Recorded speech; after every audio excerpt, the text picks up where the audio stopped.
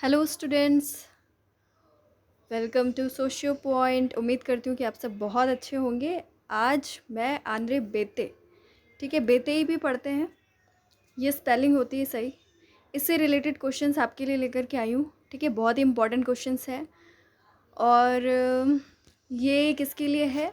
BA third year के लिए मैंने स्पेशली बनाया है। लेकिन आंद्रे बेते इंडियन थिंकर है और बहुत सारे कॉम्पिटिटिव एग्ज़ाम्स में इससे रिलेटेड क्वेश्चंस आते रहते हैं, तो सबके लिए ही इम्पॉर्टेंट है ये वीडियो, ठीक है।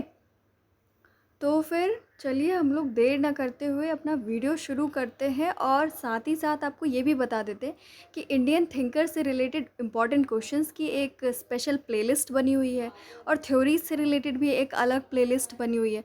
तो दोनों ही आप लोग चेक कर लीजिए, अपने काम के सारे वीडियोज़ को कवर कर लीजिए। आपको मैं उसका लिंक डिस्क्रिप्शन में दे दूँगी, ठीक है। तो वहाँ से आप लोग सारी चीज़ें कवर कर लेना। और हाँ बेटा, कमेंट करना मत भूलना।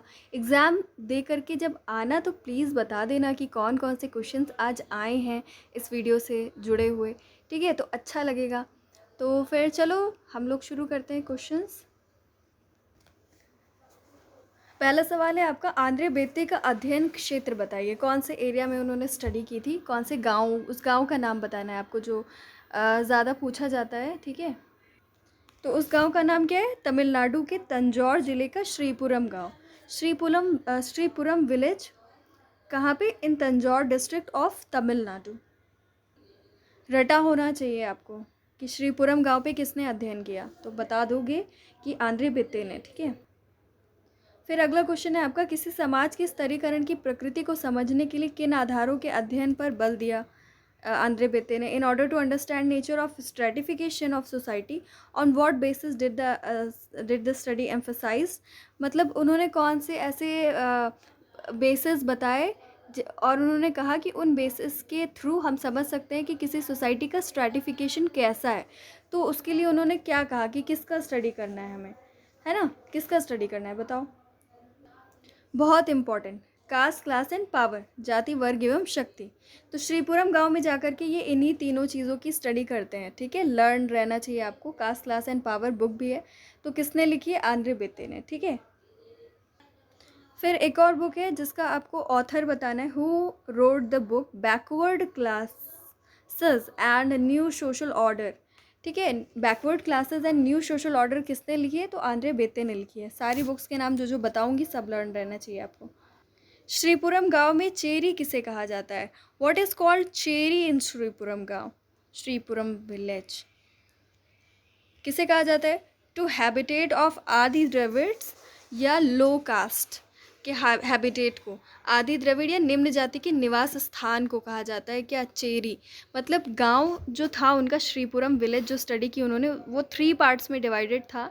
उसमें सबसे स्टार्टिंग में कौन रहते थे? शुरुआती पार्ट में गांव के ब्राह्मण्स रहते थे और बीच में नॉन ब्राह्मण्स, ठीक। फिर सबसे लास्ट में एंड में मीन्स अपोजिट साइड में चेरी था। चेरी था उसको बोलते थे, और वहाँ पे रहता कौन था?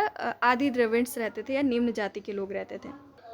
देन आप नेक्स्ट क्वेश्चन देख सकते हैं, स्तरीकरण को सामाजिक श्रेणियों की एक लोचपूर्ण व्यवस्था किसने कहा है जिसमें गतिशीलता बनी रहती है?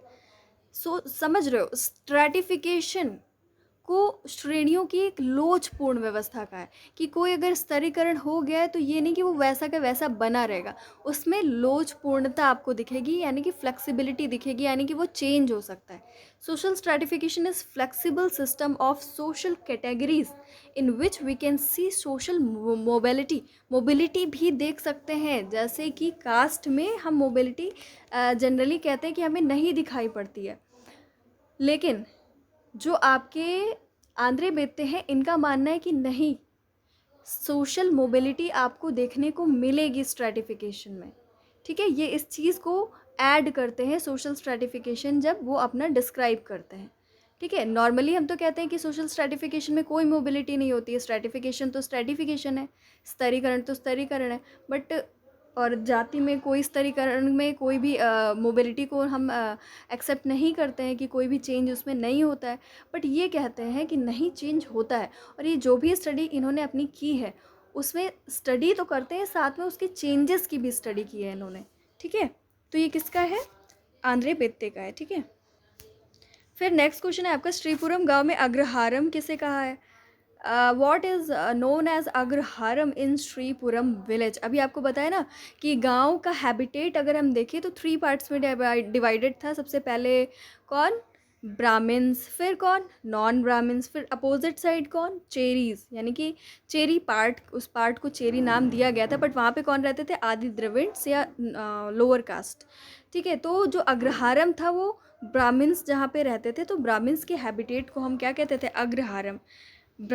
हैबिटेट ऑफ ब्राह्मण्स या ब्राह्मणों के निवास स्थान को हम अग्रहारम कहते हैं। ठीक है, देखो ये उस पर्टिकुलर गांव से रिलेटेड बातें हैं, हर एक गांव की इस तरीके की चीज़ें नहीं हैं। आपको श्रीपुरम विलेज की बात हो रही है यहाँ पे। ठीक है, फिर आप अगला सवाल देख रहे हो, शक्ति के स्रोत के रूप में उन्होंने कास्ट क्लास एंड पावर दिया ना, तो पावर से रिलेटेड ये क्वेश्चन है।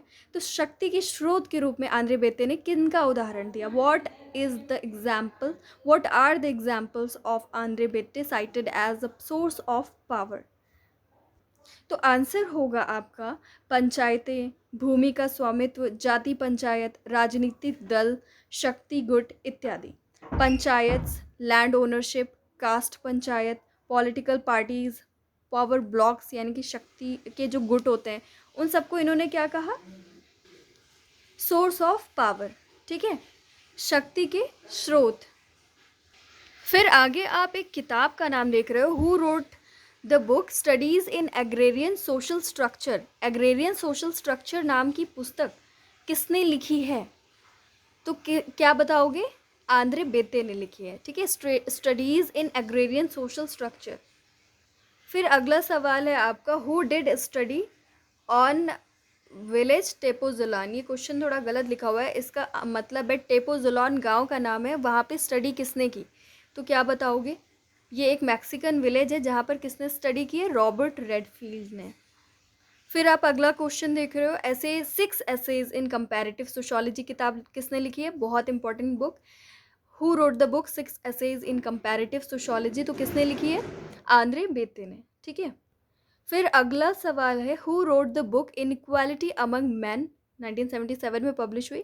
किसने इनइक्वालिटी अमंग मैन बुक लिखी हुई है? तो वो कौन है? आपके आंद्रे बेत्ते। इसके अलावा एक बहुत इंपॉर्टेंट पॉइंट कि इन्होंने स्ट्रेटिफिकेशन के बारे में देखते हो ना, ज़्यादातर स्टडी की है, तो इनकी स्टडी वाली अप्रोच कौन सी बताएंगे हम लोग? जो वेबेरियन मॉडल है, जिस जिस हिसाब से वेबर बताते हैं, तो उसी को इन्होंने फॉलो किया है। ठीक है, सोशल स्ट्रेटिफिकेशन की स्टडी के लिए वेबर जैसे स्ट्रेटिफिकेशन बताते हैं। ठीक है, उसमें उन्होंने कैटेगरीज बताई हैं, श्रेणियाँ बताई हैं, तो वही सारी चीज़ें किसने फॉलो की हैं? आंद्रे बेत्ते ने। इसके अलावा इन्होंने कंपैरेटिव मेथड का इस्तेमाल बहुत अच्छे से किया है, तुलनात्मक अध्ययन पद्धति का इस्तेमाल किया है। ठीक है, इसके अलावा जब आप देखते हो कि ये तंजौर विलेज में, तंजौर गांव में सारी चीज़ों का स्टडी करते हैं कि ड्रेस पैटर्न कैसा है, हाउसिंग कैसी है, हैबिटेशन मतलब ऑक्यूपेशन कौन कौन से करते हैं, फूड कैसे का क्या रूल है और क्या क्या खाते हैं, लैंग्वेज, वर्शिप, है ना, ये सारी चीज़ों का स्टडी करते हैं। तो ये एथनोग्राफिक एनालिसिस भी है एक तरीके से। ठीक है, नृजातीय अध्ययन भी है। तो उन्होंने वहाँ की विलेज पे नृजातीय अध्ययन किया है ना। इसके अलावा जिस तरह आप देखते हो कि वेबर ने आइडियल टाइप दिया था, है ना, आइडियल टाइप यानी कि आदर्श प्रारूप दिया था, तो उसमें उन्होंने क्या किया था? एक मॉडल बना लिया था, फिर उससे ही कंपेयर करके चीज़ों की स्टडी करते थे। तो वो क्या है? वो एक कंपैरेटिव स्टडी है। तो उन्होंने कंपैरेटिव स्टडी का यानी कि तुलनात्मक अध्ययन का बहुत ही ज़्यादा इफ़ेक्टिवली इस्तेमाल अपनी थ्योरीज़ में देखा है। ठीक है, और इनका जो पर्सपेक्टिव हम और क्या देख सकते हैं, जो ये सब एग्ज़ाम में आ सकता है, कि संस्तरणात्मक उपागम का इस्तेमाल करते हैं, यानी कि इंग्लिश में क्या बोलेंगे? स्ट्रेटिफिकेशन से रिलेटेड पर्सपेक्टिव का इस्तेमाल करते हैं ये। ठीक है, स्ट्रेटिफिकेशन पर्सपेक्टिव। इसके अलावा इनकी बहुत इंपॉर्टेंट किताब का नाम सुन लीजिए, cast class and power, changing patterns of stratification in a Tanjore village, जो कि 1965 में पब्लिश हुई। बहुत इंपॉर्टेंट बुक है इनकी, cast class and power, changing patterns of stratification in a Tanjore village, 1965। ठीक है,